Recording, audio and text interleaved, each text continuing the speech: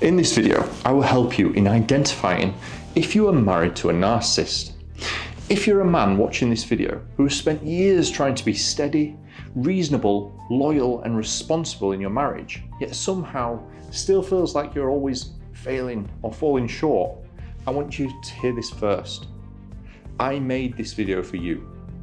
You are not weak, you are not failing, and you are not imagining this. Many men reach a point where they feel quietly exhausted, not dramatic, not angry, just tired in a way that builds slowly over years.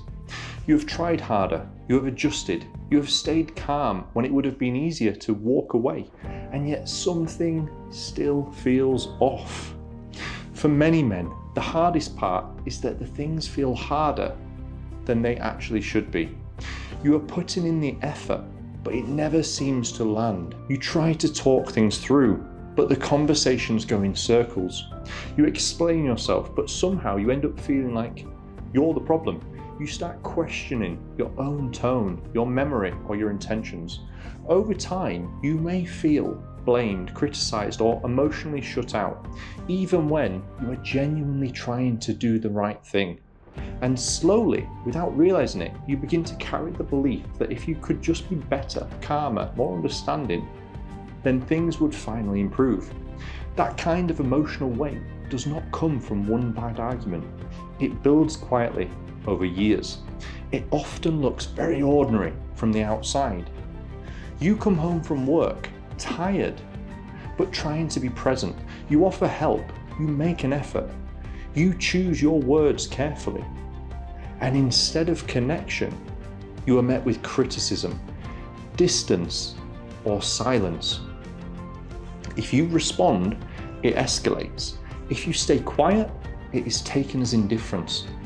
If you try to explain yourself, you are told you are defensive, and eventually you stop trying to win the conversation and start trying to just keep the peace. If you're watching this thinking, this is my life, then you are not alone. Now, I want to be very clear about something. I cannot tell you whether your wife is or is not a narcissist. No video can diagnose someone, and labels on their own are not helpful. But what does matter are patterns, repeated behaviours, and how those behaviours make you feel over time.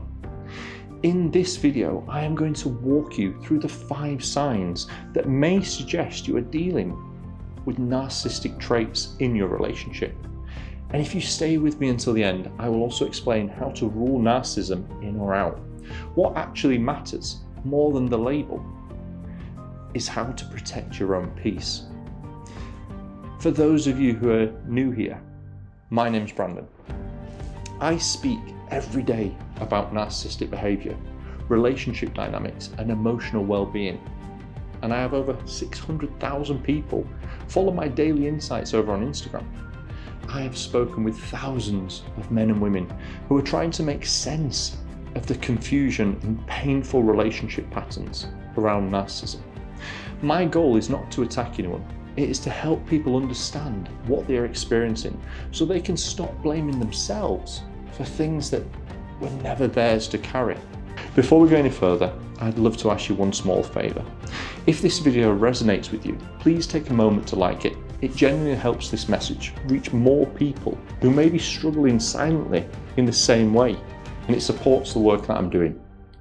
I will also really appreciate it. Alright, let's get straight into it. Sign 1. Emotional invalidation that leaves you second-guessing yourself. One of the first signs many men notice is that their feelings no longer seem to matter in the relationship. When you try to explain how something affects you, it gets dismissed, minimized, or turned back on you. You are told you are too sensitive, overreacting, or imagining things. Over time, this creates confusion.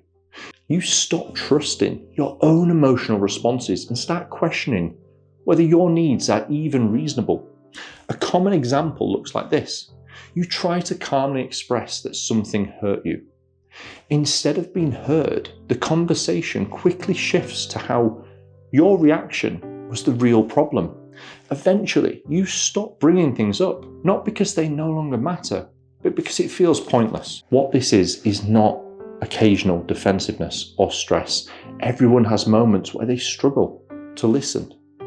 The difference is consistency. If your emotions are regularly dismissed, while hers always take priority, that imbalance matters. The lesson here is this: your feelings are not the issue. You do not need to prove that they are valid. Start noticing patterns rather than the explanations, and stop internalizing the belief that your emotional needs are somehow unreasonable. Before we move on, if you ever felt like your emotions slowly stopped having space in your relationship, let me know in the comments below. I read every single one of them, and I will be getting back to you, so I'd love to hear from you. Now let's look at the next sign, because this is where many men begin to feel truly worn down. And that's sign number 2. Nothing you do ever feels like enough. This sign often shows up as quiet senses of failure. You try harder, you adjust, you show up, and yet you show up, and yet the bar keeps moving. No matter what you do, it never seems to be enough. There is always something missing, something wrong, something you should have done differently. In day-to-day life, this might look like making genuine effort, helping out, only to be met with criticism or dissatisfaction. Even moments that should feel positive somehow turn into reminders of where you fell short. This is not the same as healthy expectations or working through issues together. In a healthy dynamic, effort is acknowledged, even when things are imperfect. Here, effort disappears the moment it's given. The lesson is to stop measuring yourself against an ever-shifting standard. Pay attention to whether appreciation exists at all. You cannot earn emotional safety by over-functioning. Protect your peace by recognizing when effort is being taken for granted rather than received. And this leads directly into the next sign, which many men overlook at first. Sign number 3, conversations that go in circles and leave you feeling drained. At some point, you may notice that conversations never actually resolve anything. You try to communicate calmly, you explain your perspective, but somehow the discussion loops back on itself. So you end up apologizing, backing down, or walking away feeling exhausted, with nothing truly resolved. A typical example is raising a small concern and watching it turn into a discussion about your tone, your timing, or your overall intentions. The original issue gets lost. You are left feeling confused and emotionally depleted. This is not normal disagreement or poor communication skills. All couples argue. The difference here is that clarity is never the goal. Control of the narrative is. The lesson is to stop chasing resolution in conversations that are designed to exhaust rather than connect.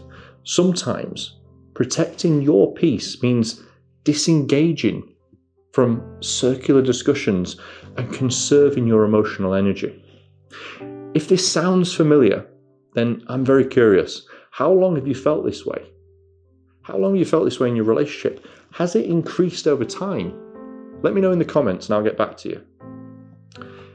Now, stay with me, because the next sign often explains why men feel they have slowly disappeared in their own marriage. Sign number 4 is your needs stop existing. Over time, many men stop asking for anything at all. Not because they do not have needs, but because expressing them leads to tension, withdrawal, or conflict. So you adapt, you stay quiet, you prioritize stability over self-expression. In daily life, this might look like making decisions around her emotional state, choosing silence over honesty, letting your own needs fade into the background to avoid disruption. This is not the same as compromise or maturity. Healthy compromise involves mutual consideration. Here, the imbalance is one-sided. The lesson is recognizing that self-abandonment is not the same as strength. Your needs matter, even if they're inconvenient. Begin by acknowledging them privately before deciding when and how to express them. And finally, we arrive to the fifth sign, which ties everything together. You feel smaller than you used to, and that's not okay. This sign is less about arguments and more about your own identity. You may notice that you feel less confident, less grounded, or less like yourself than you once did. You're still functioning, still reasonable, still showing up, but something inside feels diminished. In everyday life, this shows up as hesitation, second-guessing yourself, being indecisive, losing the ease and certainty you once had. Not because life is hard, but because you no longer trust your footing in the relationship. This is not aging or normal life stress. Growth does not make you feel smaller. Chronic emotional strain does. The lesson here is simple but powerful. Pay attention to who you are becoming in the relationship. A healthy partnership should expand you, not slowly erode you. Now, if one of these signs stood out to you more than the other, let me know in the comments below. I want to get a discussion going because I always like to learn what's going on out there in your world. Did you feel clearer by the end of this video than when you started? Let me know. Taking together these 5 signs are not about labels, they're about patterns. Emotional invalidation, constant inadequacy, circling communication, disappearing needs, a shrinking sense of self. Whether narcissism is present or not, the impact on you matters. Clarity is not about blaming your partner. It's about understanding what you're experiencing so you can stop carrying what was never yours to hold. Your well-being matters. If this video has helped put words to something you have been feeling for a long time, I invite you to connect with me. Subscribe, share it in the comments. You're not alone in this. And I will read and respond to every comment in this video. Sometimes being heard is the first step towards clarity. And if this video resonated with you, I strongly recommend you watch the next one. I've linked it in the screen now. It's called How to Shatter a Narcissist Control Forever. It builds directly on what we have discussed today and it focuses on boundaries, emotional detachment, and regaining trust in yourself. Take care of yourself, and I'll see you in the next video. So will Mario.